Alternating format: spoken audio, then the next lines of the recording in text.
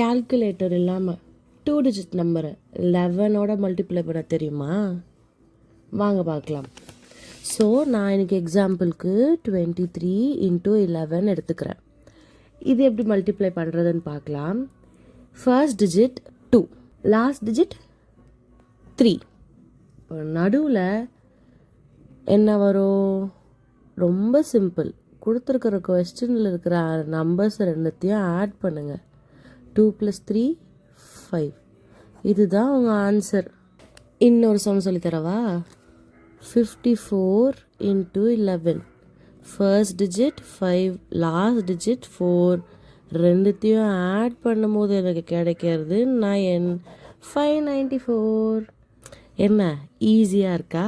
35 × 11. இதை நீங்கள் கமெண்ட் செக்ஷனில் சொல்லிட்டு போங்க பார்க்கலாம். இது சேவ் பண்ணிக்கோங்க. எக்ஸாமில் உங்களுக்கு ரொம்ப யூஸ்ஃபுல்லாக இருக்கும்.